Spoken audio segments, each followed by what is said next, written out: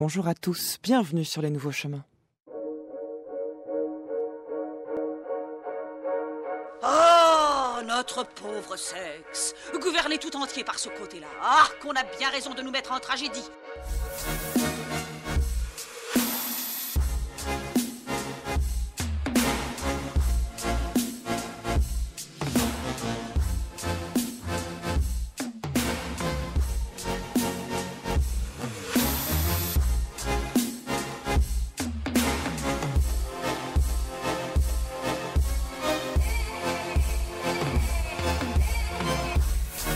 Amène-moi d'abord les laconiens, mais pas d'une main rude et brusque comme le faisaient maladroitement nos maris. Non, affablement, comme il sied aux femmes. S'ils ne donnent pas la main, prends-les par leur engin. Et amène aussi ces Athéniens, mais eux, prends-les par ce qu'ils te donneront. Laconiens, rangez-vous ici, près de moi, et vous, de ce côté, et écoutez mes paroles.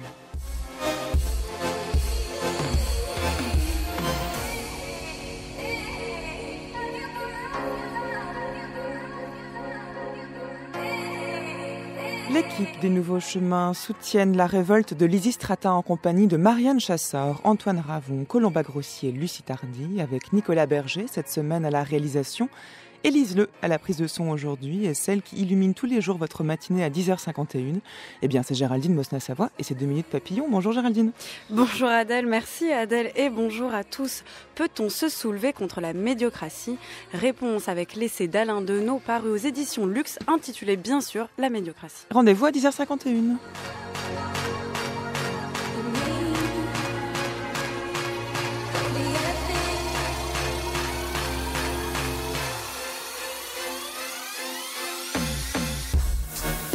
Révolution, deuxième temps. Après l'existence comme résistance de Jacques Ellul hier en compagnie de Frédéric Rognon, avant les révolutions scientifiques demain grâce à Sophie Roux et 93 de Victor Hugo jeudi avec Jean Morel, c'est aujourd'hui Pierre Judet de la Combe, helléniste qui enseigne à l'école des hautes études en sciences sociales, qui vient vous conter la révolte par le rire des femmes, des grenouilles et des cavaliers d'Aristophane. Bonjour à vous. Bonjour.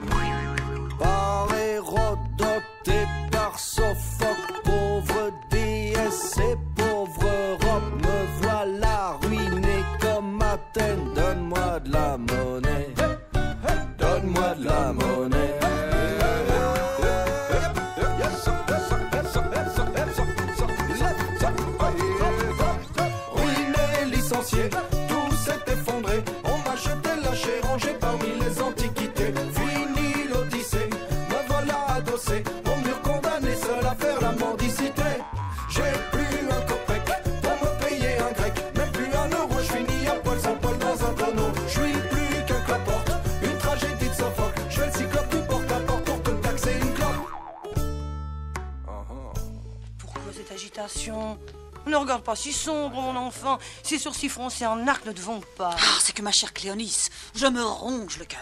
Je m'indigne contre nous autres femmes à qui les hommes supposent tant de savoir-faire. Oui, ils n'ont pas tort, par Jupiter. On les invite à se réunir ici pour délibérer sur une affaire d'importance et elles dorment au lieu de venir. Patience, ma chère, elles viendront. Sortir n'est pas chose aisée pour une femme.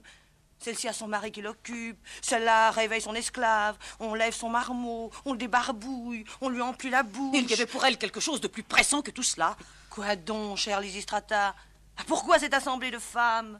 Quelle affaire si importante ? Une grande affaire. Et grosse aussi ? Oui, grosse, certes. En ce cas, comment n'arrivons-nous pas ? Il ne s'agit pas de cela. On serait vite réunis. C'est une affaire qui m'a coûté bien des recherches, bien des insomnies, que j'ai ballottées en tous sens. Ça doit être quelque chose de bien fin pour être ballotté ainsi. Tellement fin que le salut de la Grèce entière est aux mains des femmes. Des femmes ? Oh, alors, il tient un peu de choses. Oui, sur nous repose la République. Autrement, plus de Péloponnésiens. Excellente chose, certes qu'il n'y en ait plus. Tous les Béotiens sont anéantis. Tous, non, épargne au moins les anguilles. Quant à Athènes, je ne prononcerai pas un pareil blasphème, mais complète ma pensée.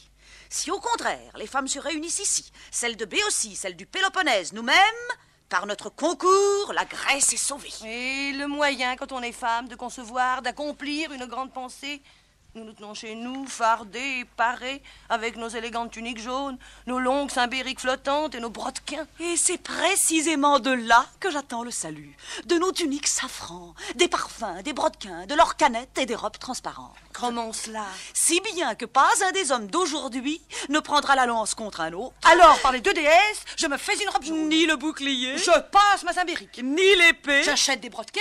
Eh bien, les femmes n'auraient-elles pas dû venir? Venir, non, mais à courir à tire d'aile. Et depuis longtemps. Oui, ma chère. Tu verras qu'en vraies Athéniennes, elles font tout après l'heure. Même de la côte, pas une femme, ni de Salamine. Pour celles-là, je sais qu'elles ont enfourché à cru leur monture dès le matin. Et celles que je comptais voir arriver, c'est les premières, les femmes d'Acarnée. Pourtant, la femme de Théagène a fait des dévotions à Hécate comme pour venir. Mais tiens, en voici qui t'arrive. Pierre Judet de Lacombe, qu'est-ce qui fait dire à Aristophane en 411, date à laquelle il présente l'Isistrata, la pièce dont on vient d'entendre le début, qu'alors que la guerre du Péloponnèse bat son plein et oppose Athènes à Sparte, que le salut de la Grèce entière est aux mains des femmes? Eh ben, c'est un paradoxe complet parce que c'est évidemment impossible. Enfin bon, c'est comme ça qu'il faut dire. Donc, ce sont les hommes qui se battent avec acharnement, et donc on n'a jamais vu dans l'histoire politique grecque que des femmes soient à l'origine d'un salut. Au contraire, ce qu'on entend derrière, c'est un peu l'Iliade, où c'est Hélène qui est la cause d'un désastre et où il y a tout un catalogue des peuples grecs qui vont s'occuper d'Hélène, donc essayer de la récupérer. Ça commence justement par les Béotiens, exactement comme ici. Donc là, Aristophane s'amuse. Donc il y a une armée de femmes, comme l'armée des Grecs à Troie, qui va non pas faire la guerre, mais qui va sauver la Grèce entière. Et c'est ça qui est passionnant. Il ne s'agit pas de sauver seulement Athènes, alors que la pièce était présentée donc à Athènes, dans une fête théâtrale qui avait lieu fin janvier, c'est-à-dire lors de la mauvaise saison, c'est-à-dire avant la saison des navigations, donc on était plutôt entre Athéniens, comme il dit, dans une situation qui était assez périlleuse pour Athènes, mais bon, pas tant que ça. Il y avait eu l'expédition de Sicile, qui était un désastre complet des Athéniens, un désastre total, mais Athènes s'était un peu remplumé. Ils avaient encore une flotte, etc., donc ils avaient de quoi négocier. C'est pour ça que le parti de la guerre était très, très important.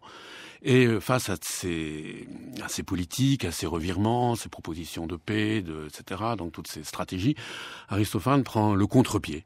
Il dit voilà, le salut dépend non pas des politiques, c'est-à-dire des hommes, mais des femmes. Et ça, c'est le paradoxe absolu, d'autant que les femmes ne vont pas devenir des guerrières, enfin pas dans cette révolte-là, qui c'est donc la révolte du sexe, la grève du sexe, qui est l'une des deux actions, parce que l'autre action sera que des femmes plus âgées, donc vont prendre l'acropole là où il y a le trésor d'Athènes, donc pour que de manière les hommes puissent pas financer la guerre. Donc là, on a vraiment deux actions parallèles. Et Aristophane dit voilà, paradoxalement, c'est la partie soumise de la cité, les femmes qui ne sont pas des citoyennes vraiment, qui vont faire le salut. Donc il faut pas oublier que c'était joué par des hommes, pour un public où sans doute il y avait des femmes, enfin, mais c'était les hommes qui devaient voter pour qui était vainqueur, etc. Et donc il prend les Athéniens à contre-pied. Il va reconstruire la cité à partir des femmes, en plus à partir du sexe, puisque là on entend, c'est que pour qu'il y ait grève du sexe, il faut qu'il y ait séduction, c'est-à-dire donc c'est précisément tous les vêtements les plus beaux des femmes, les plus séduisants, les plus érotiques qui vont donner à la grève du sexe toute sa force, et ça va marcher d'une certaine manière. Donc on est dans une espèce de dialectique bizarre, donc il y a le sexe et le non-sexe en même temps. Les femmes prennent les hommes par là où ils sont faibles, c'est-à-dire effectivement le désir, avec en plus une incohérence, parce que les femmes se plaignent de la guerre. Pourquoi elles veulent plus de la guerre? Parce que les maris sont absents. Or là, il s'agit de faire la grève de l'amour avec les maris, non pas les amants d'ailleurs. Il s'agit bien de la famille. Il ne s'agit pas de débauche, loin de là. Donc on est bien dans l'ordre.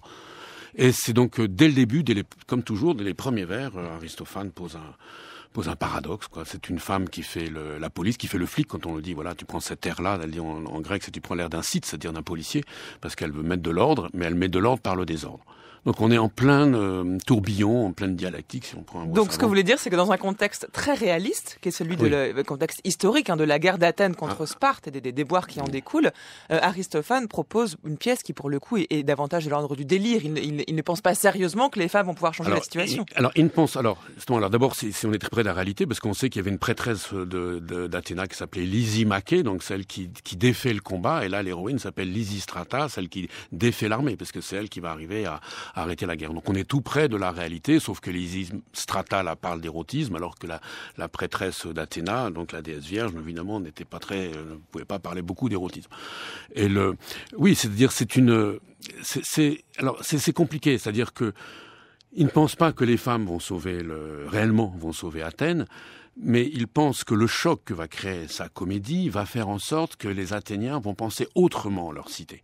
C'est-à-dire qu'ils vont penser leur cité non pas simplement en termes de guerre, de stratégie, de pouvoir, d'économie, etc., tout ce qui est réservé normalement aux hommes, donc activité virile. Il ne faut pas oublier que courage en grec se dit andrea, se dit virilité. Donc toute cette partie masculine de la cité devra être repensée par rapport à ce que les femmes disent en propre.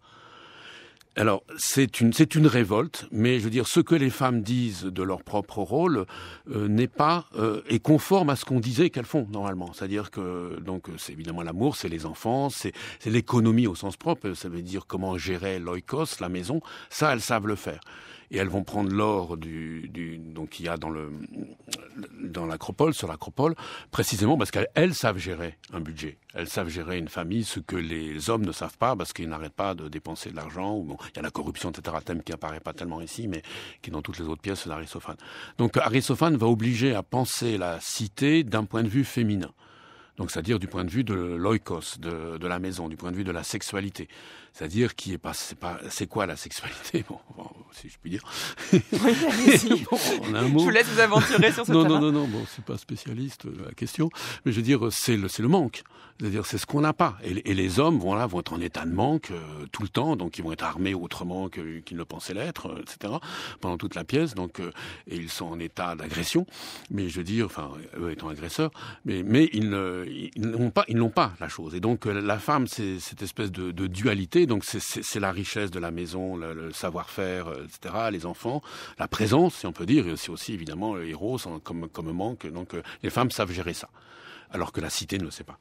Alors écoutons justement un extrait où Lysistrata donne l'idée aux autres femmes de séduire leur mari, mais sans jamais s'adonner aux plaisirs nuptiaux. On appellerait ça aujourd'hui la grève du sexe. Et chez nous aussi, comme du temps d'Aristophane, ce sont les hommes qui interprètent les rôles féminins. Georges Claes et Olivier Martineau, écoutez. Qu'on aille me chercher un calice et une cruche. Effleurez tout le calice, mais qu'une seule répète en votre nom, mot pour mot, mes paroles. Et vous autres, vous vous y engagerez ensuite. Nul n'a le droit, qu'il soit amant ou mari. Nul n'a le droit, qu'il soit amant ou mari, de s'approcher de moi en bandant. Allez, dis-le. De s'approcher de moi en bandant. Papaye, mes genoux se dérobent sous moi, Lysistrata. Je passerai ma vie dans ma demeure, chaste et pure. Je passerai ma vie dans ma demeure, chaste et pure. Vêtu d'une belle robe et bien maquillée. Vêtu d'une belle robe et bien maquillée. Afin que mon mari s'embrase pour moi. Afin que mon mari s'embrase pour moi. Et à ce mari, jamais je ne céderai de bonne grâce. Et à ce mari, jamais je ne céderai de bonne grâce. Et si jamais il me prend de force, malgré moi. Et si jamais il me prend de force malgré moi. Je me plierai en renaclant, sans vibrer en phase. Je me plierai en renaclant, sans vibrer en phase. Je ne lèverai pas mes mules au plafond. Je ne lèverai pas mes mules au plafond. Je ne prendrai pas la position de la lionne sur une râpe à fromage. Je ne prendrai pas la position de la lionne sur une râpe à fromage. Si je suis fidèle à ses promesses, que je boive dans ce calice. Si je suis fidèle à ses promesses, que je boive dans ce calice. Mais si je les transgresse, qu'il se remplisse d'eau. mais si je les transgresse, qu'ils se remplissent d'eau.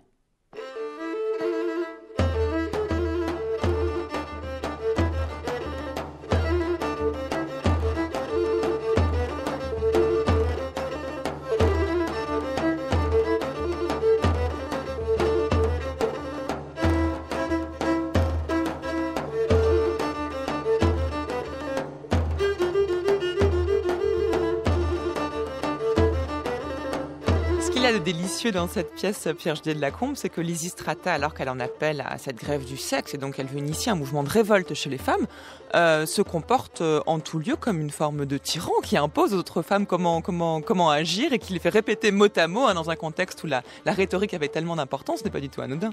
Oui, justement, c'est pour ça qu'au début on lui dit pourquoi tu prends cet air de policier. Elle est très très autoritaire. Elle montre, elle dirige ces deux révoltes, donc la révolte la grève du sexe et cette prise de l'acropole, de main de maître. Et alors ça, c'était, bon, non seulement on voit ça dans tous les mouvements révolutionnaires, mais c'était un vrai problème dans la démocratie grecque. C'est-à-dire que pour que même quelque chose comme un parti du peuple puisse, donc de la majorité, le démos veut dire, c'est pas tout le peuple, c'est la majorité des gens, les classes populaires, prennent le pouvoir, il faut des leaders qui sont en fait des tyrans. C'est-à-dire qu'on est dans une forme de démocratie où il n'y a pas de constitution véritablement. Il y a bien des lois donc ancestrales qui normalement devraient garantir la paix, etc. Mais je veux dire, les actions politiques se font toujours d'une certaine manière comme des coups de force. C'est pour ça que c'est une vie politique très agitée. Et donc, et juste après Lysistrata, d'ailleurs, et ça c'est pas prévu dans la pièce, il y aura un coup de force aristocratique qui va complètement changer le régime.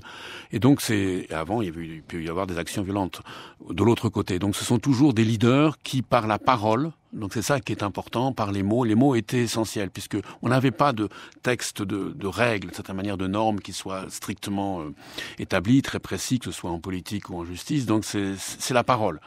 Et d'où l'importance du théâtre, puisque le théâtre c'est un lieu, un laboratoire de la parole. Justement, on peut donner à une femme ce rôle politique quasi tyrannique, enfin, même si là c'est au nom du démos, enfin au nom de la démocratie de certaine manière qu'elle parle, mais donc on peut le faire parce que du coup on écoute ce qu'est la parole. Donc au théâtre on peut se décaler et là on va avoir ce rôle tout à fait bizarre.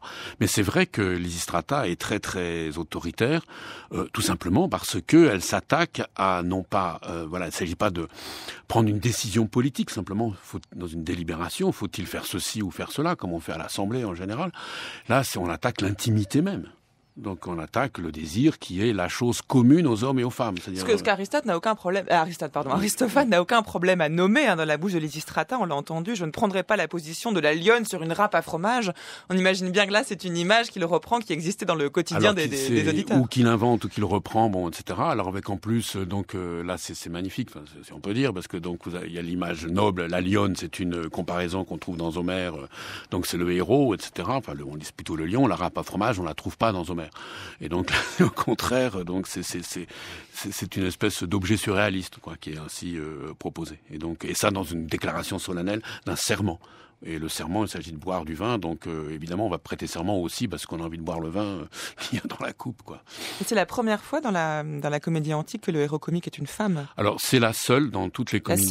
C'est la seule fois. Alors ça c'est très très intéressant, c'est-à-dire que elle parle comme un homme en fait, et elle dirige sa révolte avec succès.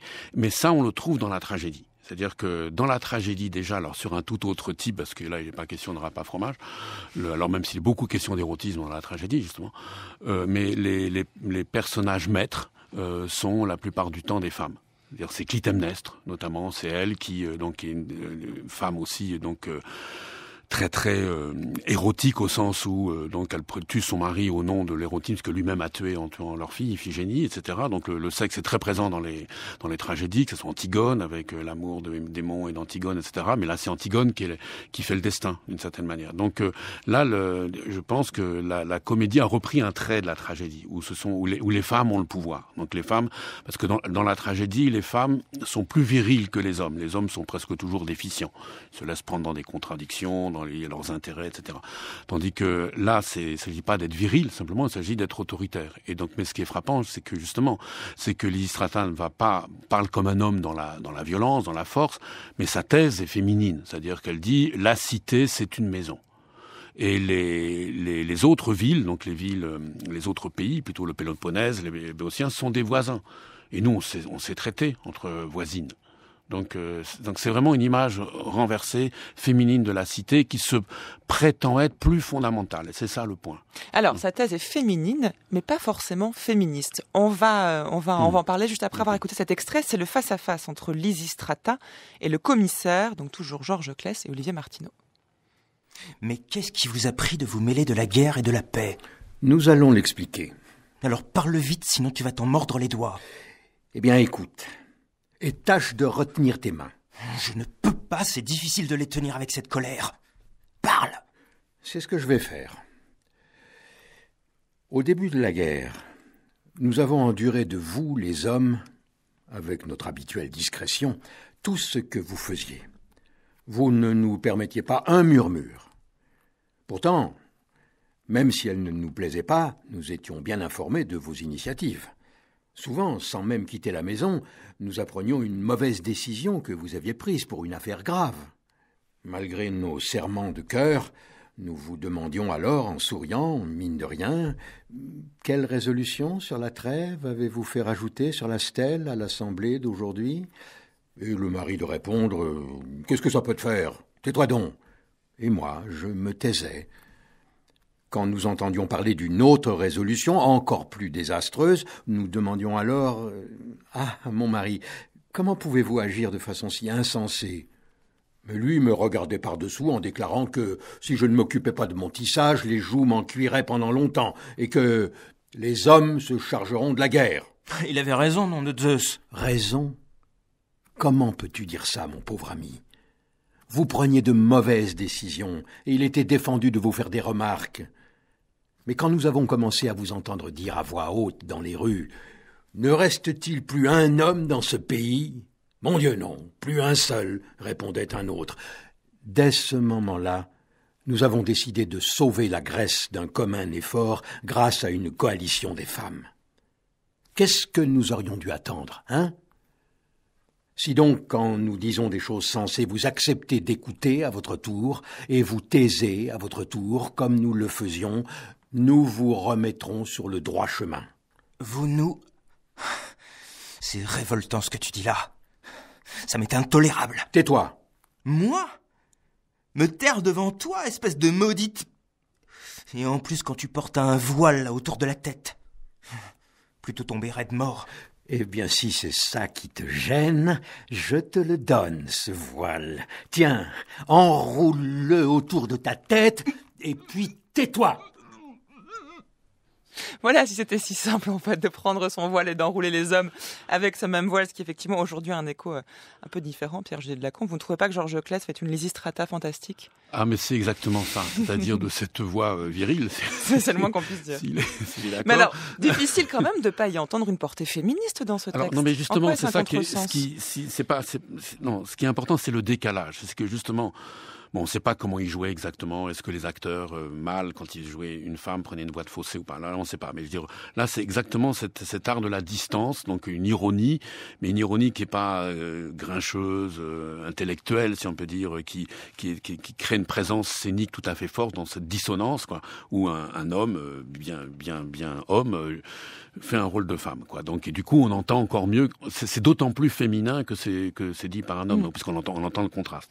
Et alors, c'est vrai que là où c'est pas, où c'est pas féministe, et d'ailleurs, ça n'aurait, ça pouvait pas marcher, parce que là, bien, même si donc le théâtre d'Aristophane parle des femmes comme de manière d'un côté positif, mais aussi de manière aussi très négative. puisque les femmes sont, d'après ce qui apparaît dans la pièce aussi, dans l'Assemblée des femmes, etc., sont encore dans les thesmophories, donc sont encore pires que ce que les hommes disent. Bon, il y a ça, donc cet aspect machiste très très puissant. C'était une civilisation, une société extrêmement machiste, ça. Donc, et ça n'a pas changé. C'est-à-dire que même s'il y a eu des auteurs qui ont parlé pour les femmes, comme les tragiques, notamment Euripide ou certaines parties d'Aristophane, ça n'a strictement rien changé. Et ils savaient que ça ne changerait rien. Simplement, c'est que la femme reste donc cette possibilité, ce critique, d'une critique radicale. Et là, on l'entend. C'est-à-dire, là, Lysistrata ne prétend pas jouer le rôle des hommes. Elle dit, mais c'est de notre place de femme que nous voyons que votre politique n'est pas de la politique. Alors c'est un renversement complet. C'est-à-dire que les hommes prétendent faire de la politique. C'est-à-dire quoi? Faire de la politique, pour un grec, ça veut dire faire en sorte que sa ville reste libre. C'est d'abord ça. C'est-à-dire, c'est pas la liberté des citoyens, de chaque citoyen qui serait implanté en lui-même avec l'individu libre comme dans les États modernes.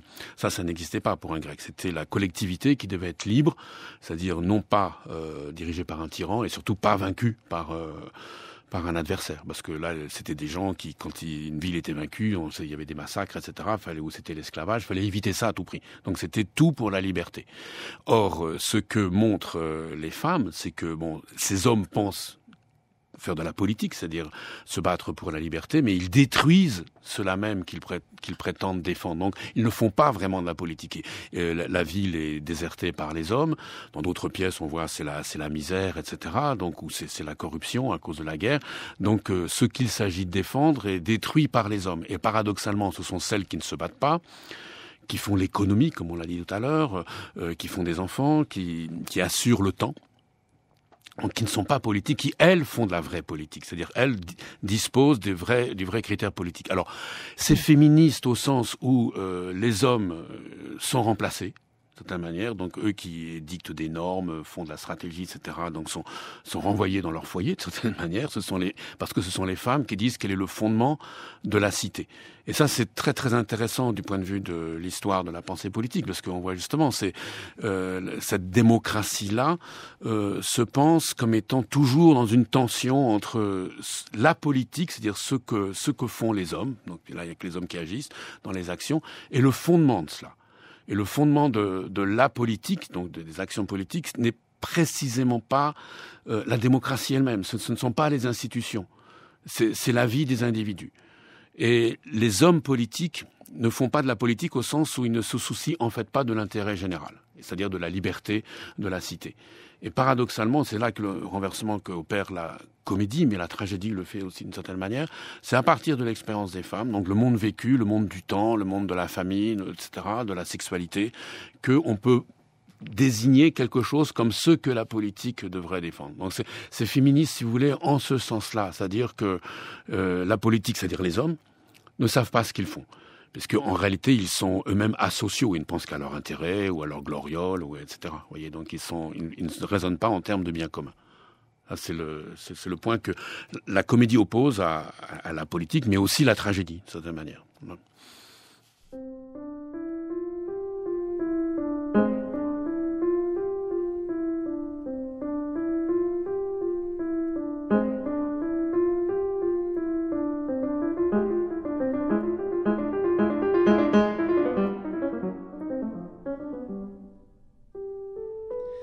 Prenez notre écheveau. Quand il est emmêlé, nous le prenons ainsi, nous le dégageons avec des fuseaux, un coup par-ci, un coup par-là. Et c'est comme cela que cette guerre, nous la débrouillerons aussi, si on nous laisse faire, en tiraillant avec des ambassades, un coup par-ci, un coup par-là. Et si vous aviez un grain de cervelle là-dedans, vous prendriez toujours nos pelotes en exemple pour mener votre politique. D'abord, il faudrait procéder comme pour la laine écrue, plonger dans un bain pour débarrasser la cité de son suinte, pour étendre sur un lit afin d'éliminer les saletés à coups de baguette et d'ôter les piquants, spécialement ceux qui se regroupent et s'agglutinent au sommet. Ceux-là, il faudrait bien les carder et leur arracher la tête. Ensuite, faire tomber avec le peigne dans une corbeille tous les hommes de bonne volonté, pêle-mêle, les métèques, les étrangers qui sont nos amis, et les débiteurs du trésor public, et tous les mélanger dedans. Quant à toutes les cités peuplées de colons venus de cette terre, nom de Zeus, il faudrait considérer qu'elles sont pour nous des sortes de boudins de laine qui gisent chacun de leur côté. Et alors, ramasser tous leurs boudins, les tirer ici, les rassembler en un seul, et là-dessus, faire une énorme masse de laine, et enfin tisser avec elle un manteau pour le peuple.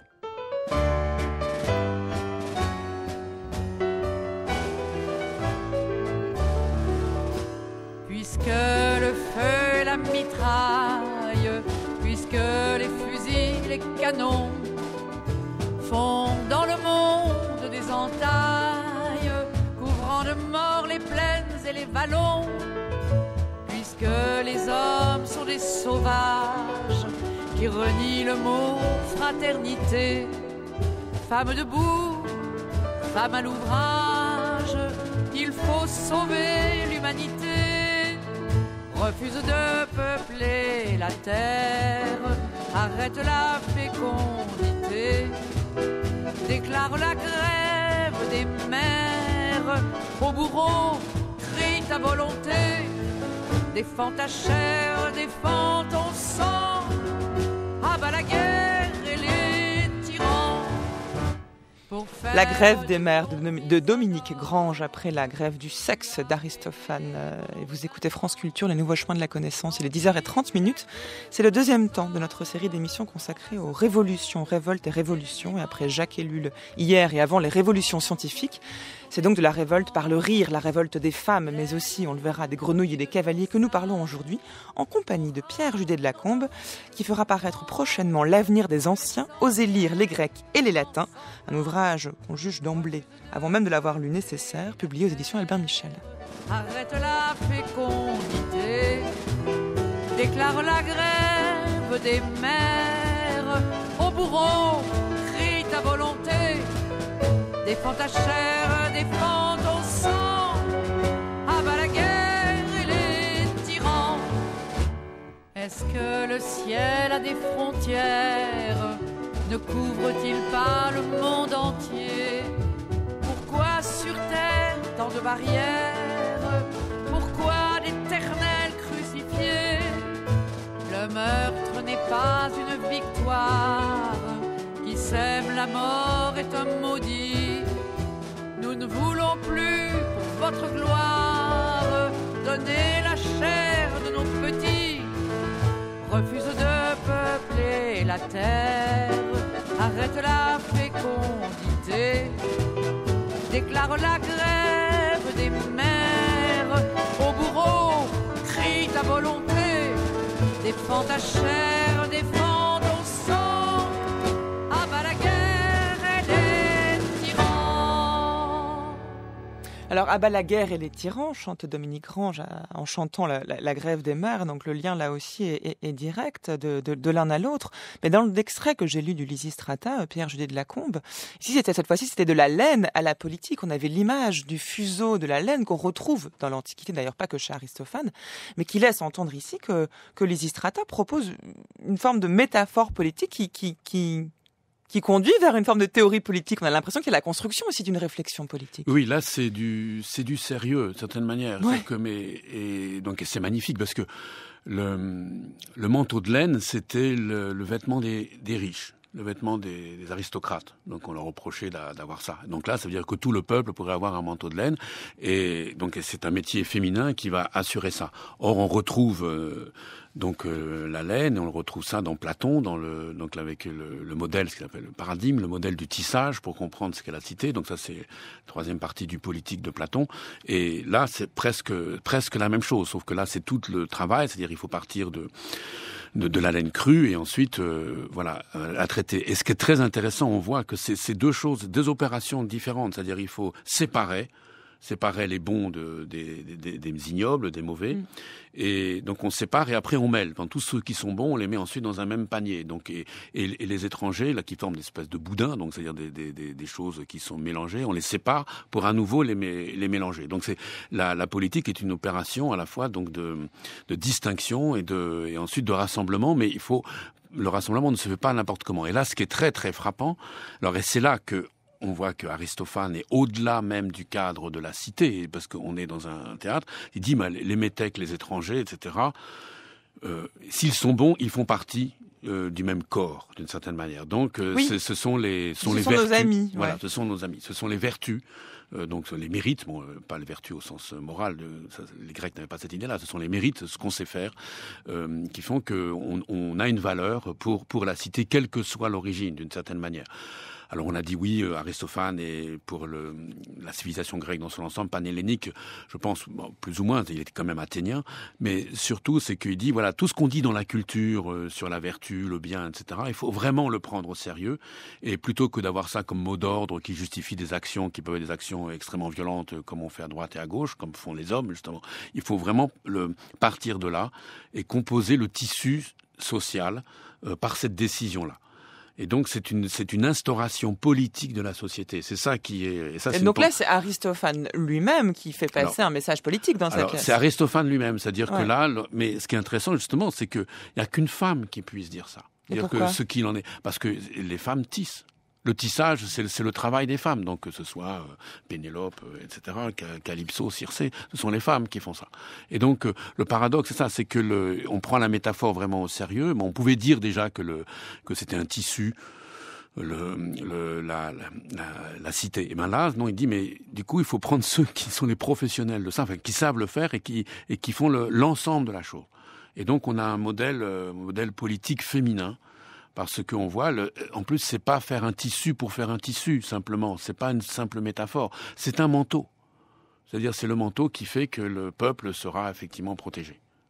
Voyez, c'est l'utilité qui est derrière. Mais dans ce cas, ça change quand même l'angle avec lequel on lit cette pièce, parce que je commençais en disant que Aristophane ne croyait pas un instant que les femmes pouvaient changer quoi que ce soit à la vie politique d'Athènes, mais enfin, finalement, peut-être qu'il le pense un petit peu. Alors, il pense que la comédie, c'est une affaire sérieuse, donc c'est le rire. Alors, c'est à la fois sérieux et non sérieux, c'est-à-dire, ils ont un mot pour ça, spoudaio geloion, donc c'est à la fois le sérieux et le rire. Et le rire qui était extrêmement violent, parce que quand les individus, on verra dans les cavaliers, le pauvre Cléon, là, qu'est-ce qu'il prend? Je veux dire, mais le rire est un décalage, parce que le rire est serein.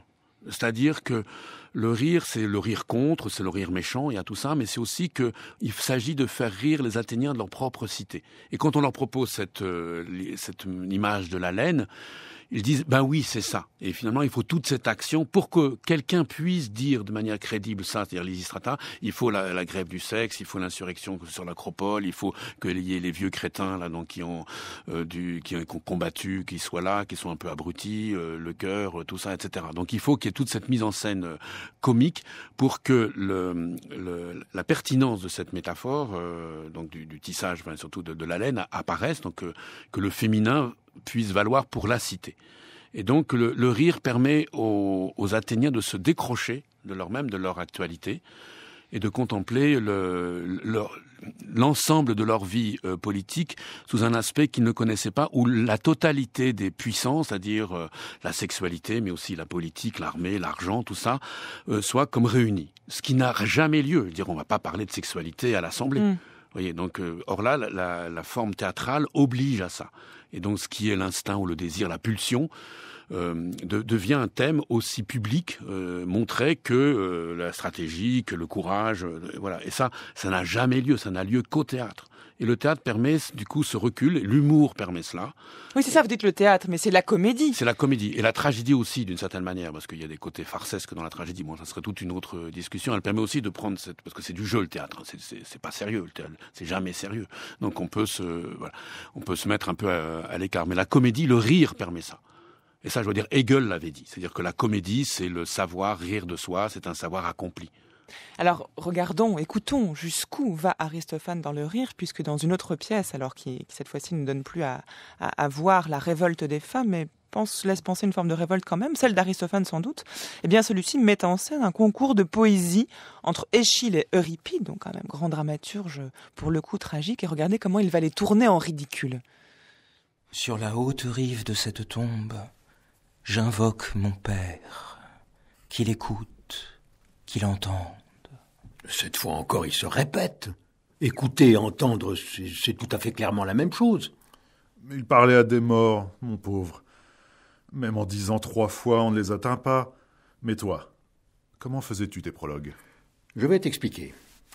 Et si une fois je dis 2 fois la même chose, ou si tu vois que je rembourre hors du sujet, crache dessus. Édipe, au début, était un homme bien heureux. Mais pas du tout, nom de Zeus. Mais un malheureux de naissance. Quand quelqu'un, avant de naître, s'est fait dire par Apollon, avant même d'exister, qu'il va assassiner son père, comment serait-il au début un homme fortuné ? Puis il devint, au contraire, le plus misérable des mortels. Mais pas du tout, nom de Zeus. Il n'a pas arrêté de l'être. Et non. Au tout début de son existence, en plein hiver, ils l'abandonnèrent dans un pot pour qu'adulte, il ne devint pas meurtrier de son père. Puis il alla se perdre chez Polybe, avec ses pieds gonflés. Puis il épousa une vieille, alors qu'il était jeune et qui en plus était sa propre mère. Puis il s'aveugla lui-même. Oh, tu dis n'importe quoi. Moi, je l'ai fait bien, mes prologues. Eh bien, par Zeus, je ne vais pas racler vers après vers chacun de tes mots. Mais avec l'aide des dieux, d'un coup de gonflette, j'anéantirai tes prologues. De gonflette, toi, mes prologues ? Et d'une seule. Car tu composes de telle manière que tout s'adapte. Barbichette ainsi que gonflette ou que boursette dans tes vers iambiques.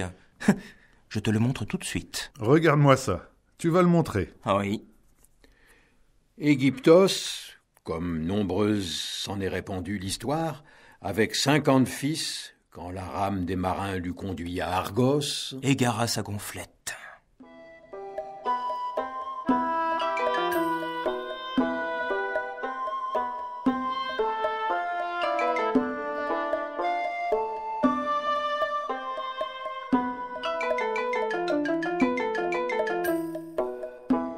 Alors il faut dire, Pierre-Gilles de Lacombe, que la défaite d'Euripide dans ce drame a déterminé pour longtemps à l'image de sa poésie par la suite. Et qu'est-ce qu'il y a d'assez fascinant et subversif dans cette pièce de la part d'Aristophane, c'est le lien qu'il fait entre l'affaiblissement politique d'Athènes et l'engouement de la cité pour la tragédie d'Euripide. Oui, c'est vrai, le pauvre Euripide, ça ne s'en est pas remis. On le lit toujours comme ça, alors que, en fait, c'est un ami d'Aristophane. Je pense qu'il l'estimait beaucoup. Donc, mais là, il s'en moque parce que c'est bien son métier. Et oui, le point là, c'est qu'on a un conflit entre donc Échille et Euripide. Et Échille se moque d'Euripide parce qu'on peut mettre gonflette. Alors, gonflette était dur à traduire. C'est un lécition, lécite. C'est un vase effilé, donc il y a une forme de sexe, mais ça veut dire aussi le style en poulet, quoi. C'est votre traduction qu'on vient d'entendre d'ailleurs, Pierre-Gilles de Lacombe, qui est disponible aux Belles Lettres. Donc j'ai opté pour gonflette, quoi. Donc alors qu'on dit d'habitude que celui qui est en poulet c'est Échille. Donc là c'est Échille qui se moque de l'autre. Donc les deux se neutralisent d'une certaine manière. Et à la fin d'ailleurs on peut pas juger. Donc Dionysos qui est penché d'abord pour Euripide, l'arbitre, donc le dieu du théâtre évidemment, a du mal à juger. Mais après il va choisir en fonction de l'utilité. Alors et c'est vrai que Euripide c'est l'art nouveau, c'est l'art révolutionnaire, c'est l'art qui est plein de philosophie, etc. Donc un art rhétorique, dialectique extraordinairement raffiné. Donc comme on dit, ce sont des rognures de langue, enfin qui sont des petites choses. C'est un art léger, alors que Échille c'est l'art de la virilité, du courage, du combat, etc. Plein avec une poitrine forte, un grand souffle. Eh bien, Dionysos opte pour finalement Euripide. C'est Euripide qui devra remonter, c'est Échille qui devra remonter des enfers pour sauver Athènes, ce qui est totalement improbable. Évidemment, on n'imagine pas Échille avec sa vieille tragédie sauver Athènes, qui à ce moment-là, donc on est à la fin du guerre des Péloponnèse, Athènes est en train de perdre. Mais c'est toujours la même idée que voilà, le passé c'était mieux, qu'à l'époque où on se battait contre les Perses c'était mieux, et Échille représente ça.